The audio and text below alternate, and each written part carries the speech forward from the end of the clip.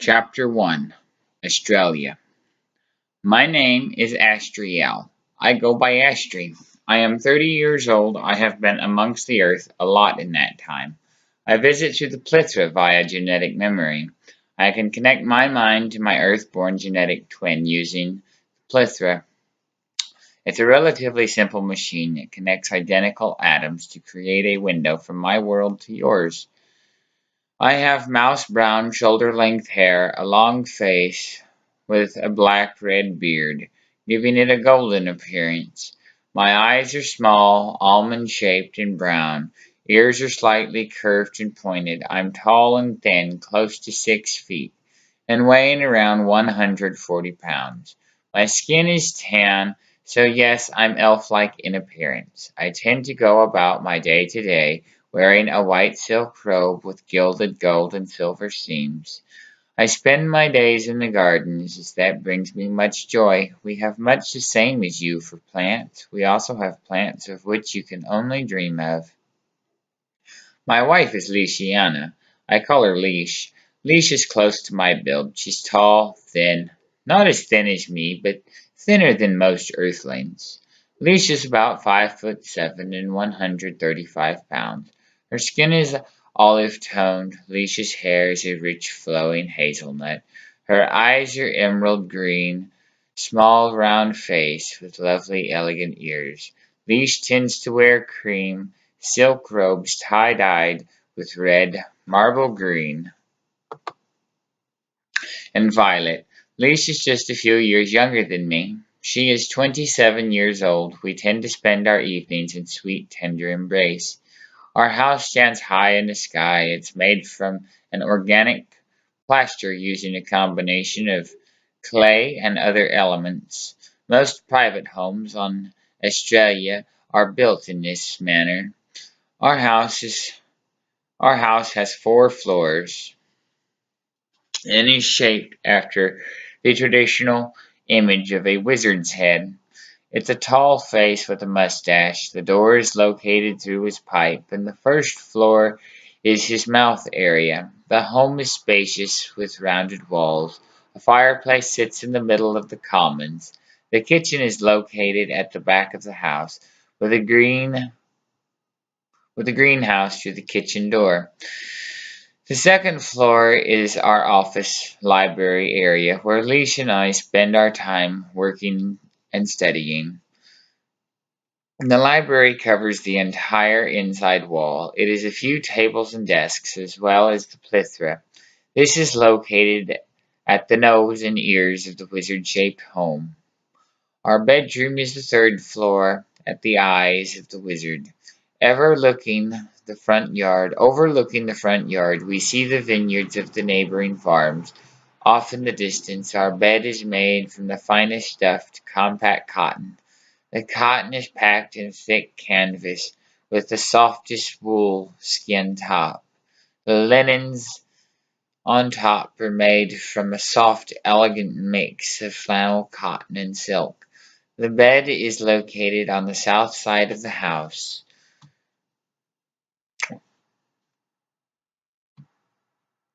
We can lay in bed while watching the hillside of the valley. We sit at the hillside of the valley that we sit at the top of. The fourth floor of the house is the main bathroom. We have an exceptionally large bathroom with a heated hot tub for bathing and relaxing. We prefer a piping 118 degrees. The bath is heated using geothermal lava, as well as does the entire house. The bath is enclosed in a glass room, being at the top of the wizard's hat that overlooks the greenhouse, the gardens, the hillside, and the forest beyond. In the greenhouse grows my most exotic of plants, as they have quite the temperament. Not only are they alive, but they are, quite literally, alive. Ever have a conversation with a plant on Estrellea? We do all the time. There are 4 foot tall daffodils. You want to watch those when someone walks by. They find it a joke to sprinkle their pollen out to see if they can get you to sneeze. A lot of my plants are medicinal. Others are just pretties. In my front yard grows a couple 7-foot cannabis bushes, known on Earth as marijuana.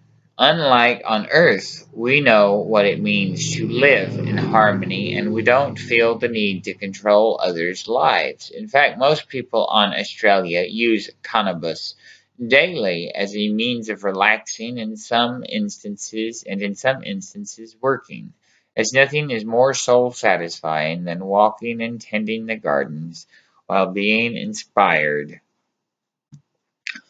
by the activation of the dream receptors of our consciousness. We have also discovered that as part of the longevity of our races on Australia is the consumption of cannabis, as it contains many vital nutrients and wards off ailments. It's used much like any herb on earth. We use it as part of a sanctifying method before the Congress, as we believe individuals are best able to not only learn, but create a better world of peace and happiness, as without understanding, one cannot make decisions on behalf of others. So we bundle up the cannabis like one does sage, and we smudge as one does with incense to clear the negativity and bad energy to relax the mind.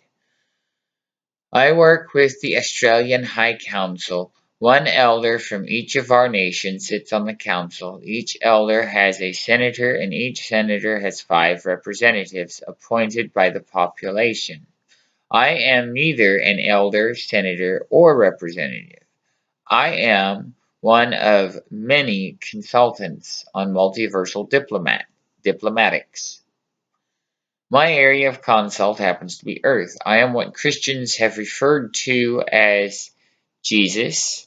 In ancient Asia, I was known as Buddha. As I said, I have spent time amongst you via the plethora using genetic memory. What you called Jesus and Buddha was my eyes into your world. Most of his ideas and analogies were none other than me connecting our minds. My elder is Rashim. Rashim once lived amongst you. The primitive humans gave him many names. Rashim has many names. He was called Ra by the Egyptians, Odin by the Vikings, God or Yahweh by the Jews. Rashim is 78 years old. That would be close to 8,000 Earth years, like 7.85 or so. 7.85 thousand or so. Rashim tends to be clean shaven. If he has any facial hair, it's usually a goatee. He is not as tall as me, but what he lacks in height he makes up for in stature. Rashim is about 5'5" and 200 pounds.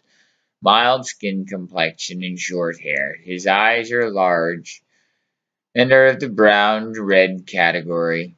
As I am what on Earth you call an elf, Rashim is, in Earth terms, a dwarf. Rashim is a kind soul. He can get cantankerous, but I like him well enough. He doesn't tolerate the power play that humans do. Rashim tends to be laid back until a squall breaks out. Then comes the crashing hammer. When people get headaches, they tend to shut up. Maybe only because his big head gives him enough headaches without adding screaming elders to the mix. Almost as if on cue, the poppies start misting opium into the great chambers to ease the tension as well as the headaches. Like most diplomatic consultants, my job is to help gather information, watch, provide assessments on the well-being, progress, and potential impacts of other realms. My realm of expertise just so happens to be Earth, politically named by the Great Council Mitzifgardi.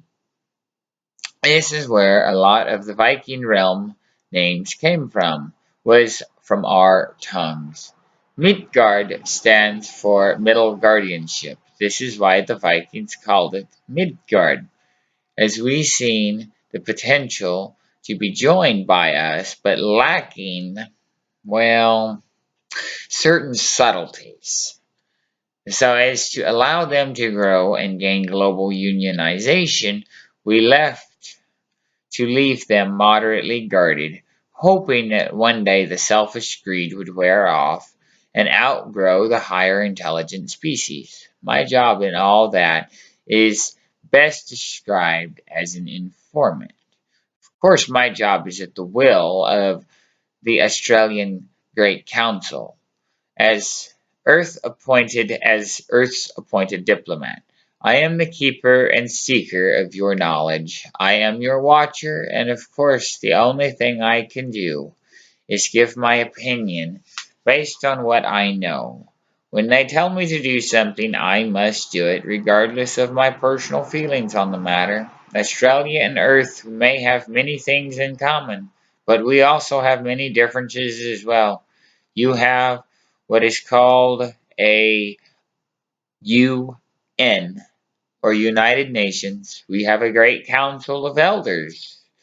Where you tolerate torture, the Great Council does not. Anyone practicing medicine who, for any reason, should harm without medical requirements is, well, put to death. As to intentionally mark or impair any part of an individual is considered a demonstration of control. This is a zero tolerance policy with no wavering. This policy also implies required medical treatment on behalf of practitioners as well as citizens. Healthcare is a required right to the people of Australia. Physicians caught or reported declining or providing care less than their abilities, they too are put to death. This care is provided at no cost to any individual seeking care, as again, to charge is to demonstrate power, which is a zero tolerance policy.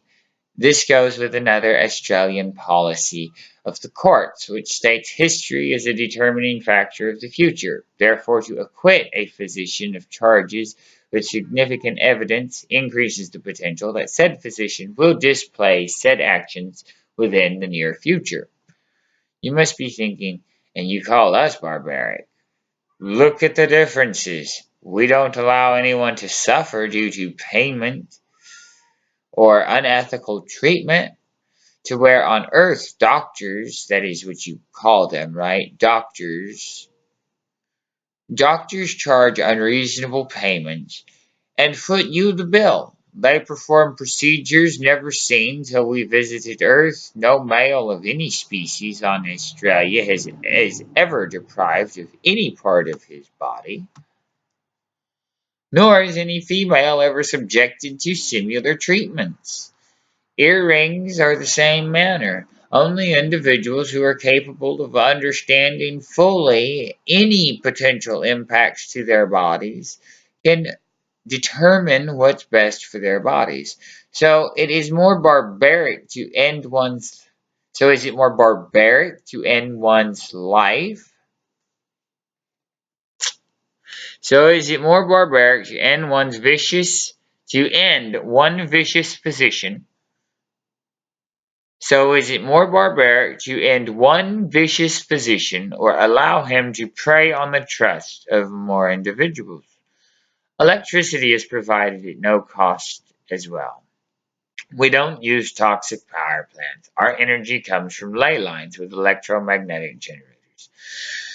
This provides non-monetary, low-maintenance wireless electric, water and food the same way. No individual is deprived of life-sustaining nutrients. This is where the Christian church gets the idea of tithing.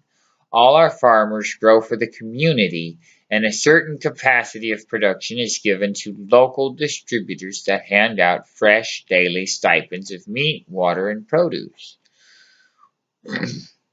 Most of our water comes from collection systems that provide only the sweetest and purest water. My house utilizes a roof collection unit filtered at the house inlet. Others use dew collection, desalination, and sustainable aqueducts. Multiple forms of transportation are available.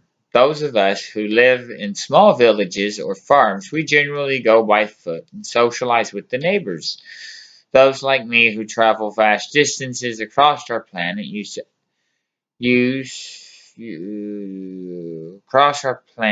teleportation to beam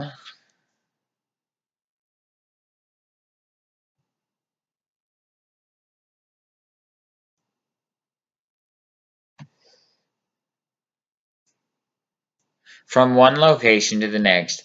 Larger city areas and goods transportation is generally by electromagnetic vehicles. As I said, our power is wireless. The electromagnetic generator outputs a vast magnetic field.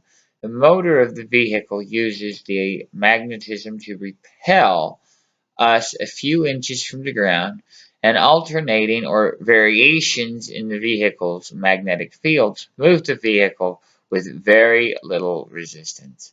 All waste is recycled as the elders, being as old as they are and having seen the impacts that taking have left on other worlds, all of Australia's resources are maximized to prevent shortage or fallbacks. Most wrapping sources are compostable. Mandatory trash recycling is heavily enforced. All city waste is directed as irrigation and compost fertilizer to the larger farms that supply the city's produce and vegetables. This is from a series of sewage ducts that run from the housing and business complexes. Toilets or privies use little to no water, as water is used to flush the lines in the privy. Think of it as a urinal with a seat. When you make water, you just piss and leave it alone.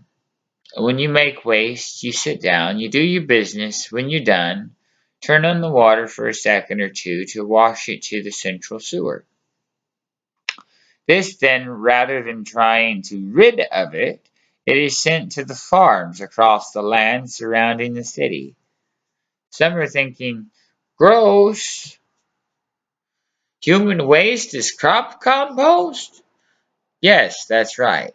And it isn't any grosser than using cow dung. It's part of the natural process. One cannot simply keep taking without returning something because eventually you will run out. Then where will you be? The same thing goes for cemeteries. The earth embalming practice has been banned on Australia for close to 100,000 years. It's toxic, it destroys the natural cycle, and is believed to be ritualized power worship. As this not only demonstrates your power in defying natural cycles, it demonstrates one's desire to defy death itself by worshipping an empty shell. So the once long gone elders decreed that the deceased are to be honored by recycling the deceased by compostable, sustainable means. Many of our forests and orchards are built this way, as a lot of individuals are buried with a sapling that will grow from their essence and feed a great many more people. Others prefer cremation and scattering of ashes to return us to the elemental state, while others still prefer to have a private setting and are usually plotted in an orchard on a family plot. The schools in Australia are personalized student-based education. We don't have standardized education when it comes to teaching. Our standard is the highest and the best education,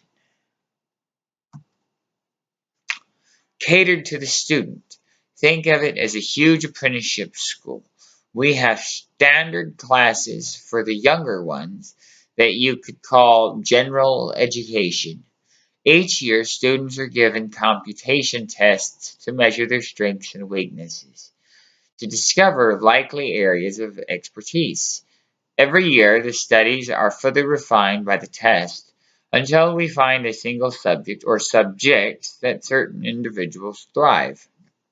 Then the individual subject of study is broken down and refined until the student discovers the top areas of mastering possibility. This has not only increased our economy, but has increased field study, research, advanced methods, and a 90% employability right out of school. We also have master's programs where upon graduation, apprentices have the opportunity to study under a Grand Master. Call Australia strange, but these are our laws. They put people to work, keep people healthy, and feed and keeps the future bright for many more dawns to come.